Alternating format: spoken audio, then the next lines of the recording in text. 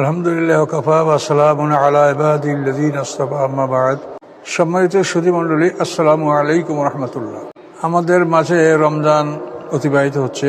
তো এই রমজান মাসে একটা কাজ আসে যেটা হলো সাদাকাতুল ফিতর। এই সাদাকাতুল ফিতর সম্পর্কে আজকে আমরা আলোচনা করব। সাদাকাতুল ফিতর এটা আদায় করা ওয়াজিব। ব্যক্তি এবং সন্তানদের মধ্যে যদি নাবালেগ এবং গরিব সন্তান থাকে, নাবালেগ এবং গরিব, তাহলে তার পক্ষ থেকে এটা আদায় করতে হয়। আর তার যদি নিজস্ব কোনো দাস দাসীর প্রথা এখন পৃথিবীতে নাই, এখন এটা বলে লাভ নাই। দাস দাসী থাকলে দাস দাসীর পক্ষ থেকেও এটা আদায় করতে হতো। তো এখন এই সাদাকাতুল ফিতরটা, এটার উপরে আমরা একটু আলোকপাত করব। প্রথমে আসেন সাদাকাতুল ফিতর। এই শব্দটার অর্থ কি? এটার অর্থ হচ্ছে নাস্তার জন্য দান। সাদাকা হলো দান আর ফিতর হলো নাস্তা। এবং এর থেকে আমরা ইফতার কথাটা বলি। ওই যে রোজা হলো ফাস্ট আর রোজা ভঙ্গ হলো ব্রেকফাস্ট। এই জন্য সকালের খাবারকে আমরা ব্রেকফাস্ট বলে থাকি। ফাস্ট শব্দের অর্থ রোজা। তো যাই হোক, এই সাদাকাতুল ফিতর হচ্ছে নাস্তার জন্য দান। এই রমজান মাসের শেষে পয়লা শাওয়াল আমরা সবাই ঈদের নামাজ আদায় করি এবং মিষ্টি দ্রব্য পান করে মিষ্টান্ন খেয়ে আমরা ঈদের মাঠে সবাই যাই। তো এটা একটা আনন্দ উৎসবের ব্যাপার। তো আল্লাহ তাআলা ধনী এবং গরিবের মধ্যে একটা সেতুবন্ধন সৃষ্টি করেছেন তার বিধানের মাধ্যমে। সেটা হলো ধনীরা সাদাকাতুল ফিতর, এটা ঈদের দিন, অর্থাৎ ঈদের দিন সবে সাদেকের সময় এটা ওয়াজিব হয়। এটা ঈদের নামাজ পড়তে যাওয়ার আগে এটা পরিশোধ করা উত্তম। যদিও পরিশোধ কেউ ওই সময় না করে, তার জিম্মাটা থেকে যাবে। আবার কেউ যদি এটা রমজান মাসের ভিতরে আদায় করে দাও তাও হবে। কিন্তু এই সাদাকাতুল ফিতরটা প্রথমে হলো যে এটা দিবে কে এবং কি পরিমাণ। এটা দিবে প্রত্যেক আকেল বালেগ জ্ঞানী, মানে যে বালেগ এবং সুস্থ ব্যক্তি, যার উপরে শরীয়তের অন্যান্য বিধান ফরজ, এরকম এক ব্যক্তি, সুস্থ সবল ধনী ব্যক্তি, এটা আদায় করবে নিজের পক্ষ থেকে। আর তার নাবালেগ বাচ্চা যদি সম্পদশালী হয়, তবুও পিতার পক্ষে এটা আদায় করা ওয়াজিব না। পিতা আদায় করলে আদায় করতে পারেন, কিন্তু এখানে আমরা বলছি যে ওয়াজিব কিনা। স্ত্রীর সাদাকাতুল ফিতর এটা স্বামীর পক্ষে আদায় করে দেওয়া ওয়াজিব না। স্ত্রীর যদি সম্পদ থাকে তাহলে স্ত্রী তার সম্পদ থেকে সাদাকাতুল ফিতর আদায় করবে। নাবালেগ বাচ্চার যদি সম্পদ থাকে তা সেই বাচ্চার সম্পদ থেকে সাদাকাতুল ফিতর আদায় করতে হবে। আর সন্তান যদি বড় হয় তাহলে তার দায়িত্ব পিতার উপরে না, বড় সন্তানরা তাদের সম্পদ থাকলে তারা সাদাকাতুল ফিতর আদায় করবে। আর যদি নাই থাকে তো তাদের উপরে এটা ওয়াজিব হবে না, তারা আদায়ও করবে না। তো এই সাদাকাতুল ফিতর আমরা অনেকেই মনে করে থাকি যে স্ত্রীর সাদাকাতুল ফিতর আমরা দিব না। আর বিষয়টা হচ্ছে যে স্ত্রীর সাথে আমাদের সম্পর্কটা যৌন সম্পর্কটা দাম্পত্য জীবনের সম্পর্ক। তো একটাকে বলে একটা সেক্সুয়াল কন্ট্রাক্ট, স্ত্রী স্বামী। কিন্তু স্ত্রী নিজে তার সম্পদের মালিক হতে পারবে। তার মহারানা তাকে বুঝিয়ে দেওয়া এবং তার মহারানার থেকে যদি সে সম্পদ বাড়াতে পারে, এ ধরনের বুদ্ধি বা কৌশল তাকে শিখিয়ে দেওয়া এবং সহায়তা করা, এটা আল্লাহর বিধানে আছে এবং আল্লাহ বলেও দিয়েছেন, ওয়ালা তুতুস সুফাহা আমওয়ালাকুম আল্লাতী জাআলাল্লাহু লাকুম কিয়ামা। তো এতে আল্লাহ অবশ্যই বলেছেন যে নির্বোধদের কাছে তোমরা তাদের সম্পদ বুঝিয়ে দিও না।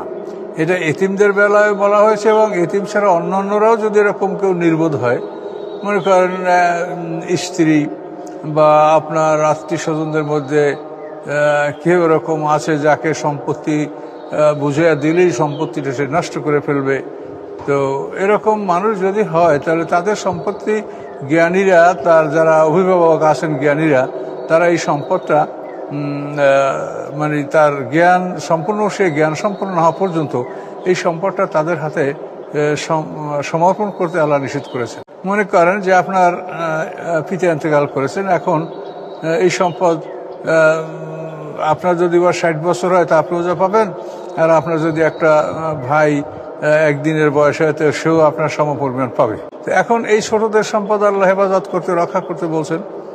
তারপরে এরা বড় হলেই, বালেগ হওয়ার পরপরই যদি অনেক সময় এমন আছে যে সম্পদ দিয়ে দিলে সম্পদগুলো তারা নষ্ট করে ফেলবে।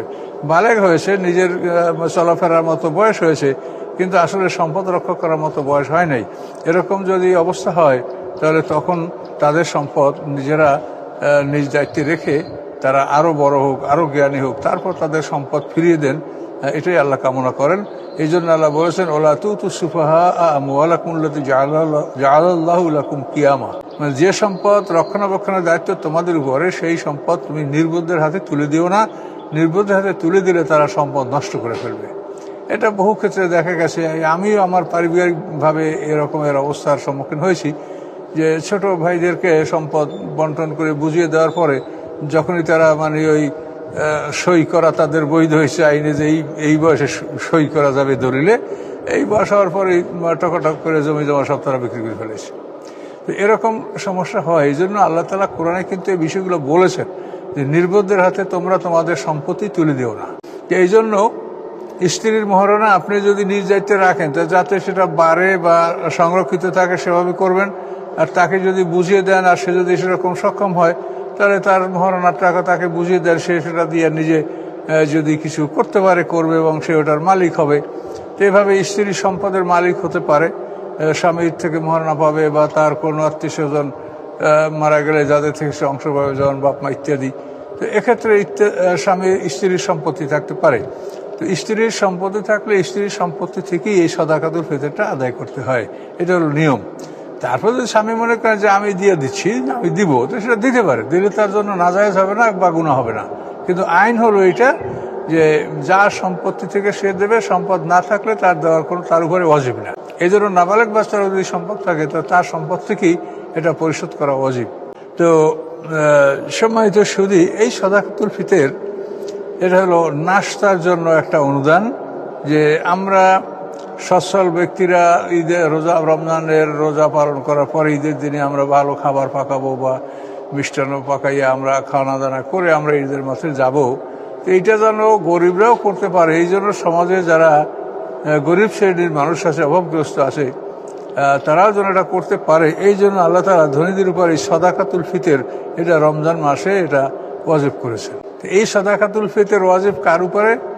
অর্থাৎ যারা মালিকে নেশাব, এই জিনিসটা একটু বোঝার ব্যাপার আছে। মালিকে নেশাব হলো যে পরিবার সম্পদের মালিক হলে একটা মানুষের উপর জাকাত ফরজ হয়, একে বলে মালিকে নেশাব।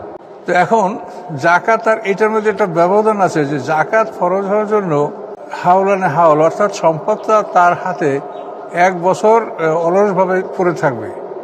আপনার টাকা আছে বা সোনা আছে, এটা 1 বছর হাতে থাকলে পরে জাকাত হবে, আর যদি 1 বছর হাতে না থাকে তাহলে জাকাত হবে না। কিন্তু সাদাকাতুল ফিতরটা হলো যে আপনি ওই শাওয়াল মাসের 1ম তারিখ, শেষ রমজানের পরে যে আপনার শাওয়াল মাসের রাত শুরু হলো, এই রাতের শবে সাদেক পর্যন্ত যদি আপনি ওই পরিমাণ মালের মালিক হন, যে পরিমাণ মাল থাকলে পরে জাকাত দিতে হয়, সেই পরিমাণ মালিক হলে আপনার উপরে সাদাকাতুল ফিতর ওয়াজিব হবে।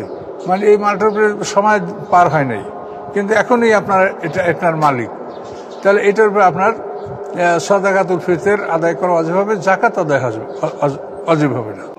জাকাতের ব্যাপারে আরো একটা শর্ত আছে যে আপনার একটা বহুমূল্যের বাড়ি আছে, সেটা আপনি হয়তো থাকেন না, বা আপনার গাড়ি আছে যেটার অনেক মূল্য আছে, এগুলো আপনার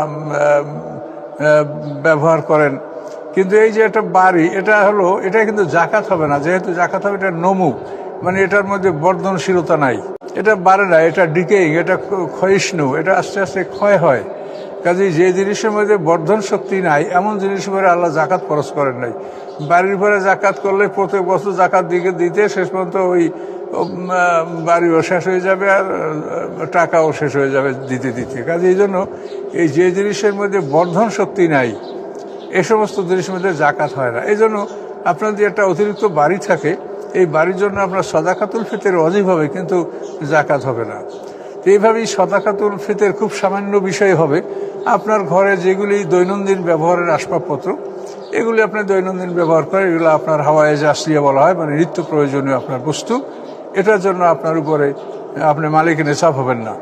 কিন্তু এই হাওয়ায়ে আসলিয়া অর্থাৎ দৈনন্দিন ব্যবহারের যে প্রয়োজন আপনার যে বস্তুগুলি, এছাড়া যদি আপনার মনে করেন 1 ডজন প্লেট আছে যা তুলে রাখা হয়েছে, মেহমান ছাড়া ব্যবহার করা হয় না, বা আপনার 10টা পাতিল আছে বা 10টা এক্সট্রা আসবাবপত্র আছে ঘরে যেগুলো নিয়মিত ব্যবহৃত হয় না, এগুলি পড়ে থাকে।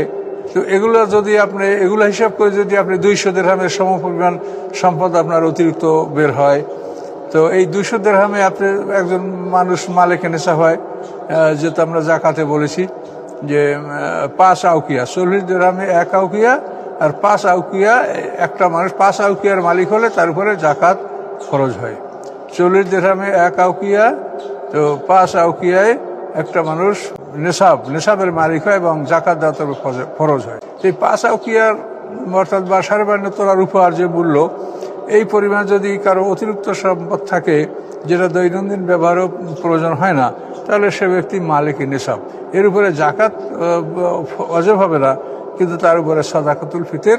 তো এইভাবে মানে এক কথায় ঈদের দিনে অর্থাৎ রমজানের ঈদের দিনে যে মালিকি নেশাব হবে, সেটা এমন হতে পারে যে আপনার যে খাদ্য খাদকটা আপনি জমা রেখেছেন সেটা আপনার ওই দিনের খাদ্য খাদক বাদ দিয়া যেটা আপনার অতিরিক্ত জমা আছে তার মূল্য যদি 52.5 তোলার রূপা সমপূর্ণ পরিমাণ হয়, তো তাতেও আপনার উপরে সাদাকাতুল ফিতর ওয়াজিব হবে, কিন্তু এই মালের কারণে আপনার উপরে জাকাত ওয়াজিব হবে না। তাহলে সাদাকাতুল ফিতর ওয়াজিব হওয়াটা খুব স্বাভাবিক ব্যাপার।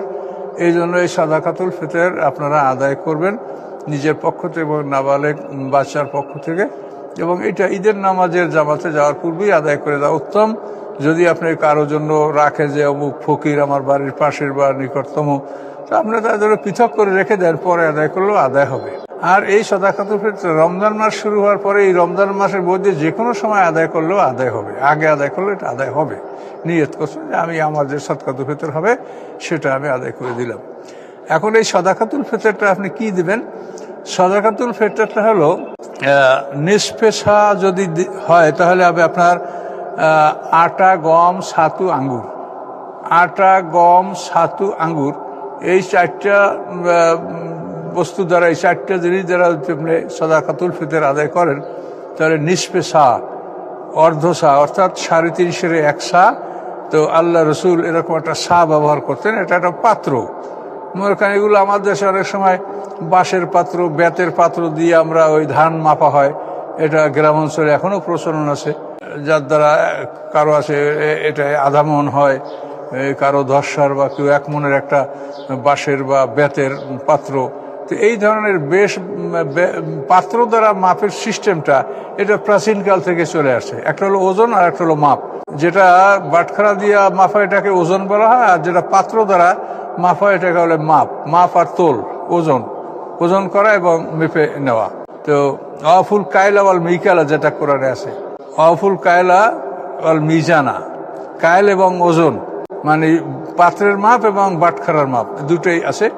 এই আমাদের সাদাকাতুল ফিতরটা এটা কায়ল অর্থাৎ পাত্রের মাপ। আল্লাহ রসুল একটা পাত্র ব্যবহার করতেন, 3.5 পাত্র, এটা দিয়ে তিনি লেনদেন করতেন। এইটার অর্ধ সা, আটা, ময়দা, ছাতু, আঙ্গুর, এই 4টার অর্ধ সা, অর্থাৎ যেটা আমাদের দেশে সাধারণত হিসাব করে 100 1250 টাকা, এই পরিমাণ এক একজন ব্যক্তির পক্ষ থেকে ফকিরকে দিতে হবে। আপনি অন্য বস্তু দেন, যেমন যদি খেজুর, জোয়াব, ডাল, এইসব পদার্থ থেকে যদি আপনি দেন তাহলে আপনাকে দিতে 1 সা, পুরো 1 সা মানে 3.5 করে এক একজনের পক্ষ থেকে এটা আদায় করতে হবে। খেজুর, জব, ডাল এগুলি দিয়া। তো এখন এটা আমরা সাধারণত আমাদের দেশে এই গম, আটা আছে, এই হিসাব করি আমরা সাধারণত দিয়ে থাকি প্রচলিত বাজারে যে আমাদের আটা বা ময়দার কি দাম আছে, এই হিসেবে আমরা অর্ধ সা বা 100 1250 টাকার যে আটা বা ময়দার মূল্য, এইটা এক একজনের পক্ষ থেকে আমরা এই সাদাকাতুল ফিতর আদায় আমরা করব। এটা আল্লাহর পক্ষ থেকে আমাদের পরে ফরজ করে দেওয়া হয়েছে। কাজে এই সাদাকাতুল ফিতর আমরা রমজান মাসে, রমজানের পরে আমরা আদায় করব, এটা ওয়াজিব। তো এই ব্যাপারটা আমরা সতর্ক থাকবো। এছাড়াও আপনি ইহসান করতে পারেন, যদি মনে করেন যে আমার প্রতিবেশী আরো বেশি আছে, গরিব আছে, তা আপনি হয়তো 2-1 জন বা পরিবারের লোক সংখ্যা আপনার কম, সেক্ষেত্রে আপনি ইচ্ছা করলে মানে যেটাকে আল্লাহ বলছেন যে অহাসিনু, তুমি এহসান করো। তো এহসান এহসান হলো এটাই যে আপনার উপরে এটা অজব হয় নাই, তারপর আপনি এটাকে দান করছেন, এটা হলো এহসান। তো আপনার প্রতিবেশী যদি অধিক থাকে তাহলে আপনার তাদেরকে আরও দান করা সম্ভব হলে এটা দান করবেন, যাতে সকলেই ঈদের উৎসবে অংশগ্রহণ করতে পারে। এটা আপনারা লক্ষ্য করে এটা দান করবেন, যেহেতু আপনি তো দান করলেন ওটাই আপনার, যা রেখে দিলেন তা অপরের সম্পদ। এই জন্য আল্লাহ রাসূল বলছেন সাহাবীদেরকে যে তোমরা নিজের সম্পদের চাইতে অপরের সম্পদ বেশি ভালোবাসো। সাহাবীরা বলে ইয়া রাসূল এটা কি করে হয়? আল্লাহ রাসূল হ্যাঁ এটাই ঠিক, যে তোমরা যেটা খাও, পরিধান করো, ব্যয় করো, এটা হচ্ছে তোমার, আর যা তুমি সঞ্চয় করে রেখে দিয়েছো এটা তোমার না, এটা অপরের। এই অপরের সম্পদের প্রতি তোমাদের বেশি মায়া, কিন্তু তুমি যা খাও, পরো, দান করো, এটাকে তুমি চাও যে এটা অল্পতেই বিদায় হয়ে যাক, খারাপ জিনিস দিয়ে এটা শেষ করে দেই, ভালো জিনিসটাকে তুমি সঞ্চয় করে রাখার চেষ্টা করো। কাজে আসলে তোমরা অপরের জিনিস ভালোবাসো। তো আল্লাহ রসুলের কথাটা 100% সত্য, আমরা সবাই অপরের জিনিস বেশি ভালোবাসি। কাজে এই জন্য নিজের জন্য ব্যয় করতে হবে এবং নিজের জন্য ভালোবাসতে হবে। আমরা পৃথিবী থেকে বিদায় হয়ে যাওয়ার পরে এই পৃথিবী ভরে সম্পদ আমরা যদি কেউ দিতে চায়, তো এটা আল্লাহর কাছে, এটা কোরআনে বলা আছে, এটা গ্রহণযোগ্য হবে না। কাজে এই জন্য সাদাকাতুল ফিতরটা আমরা আদায় করব।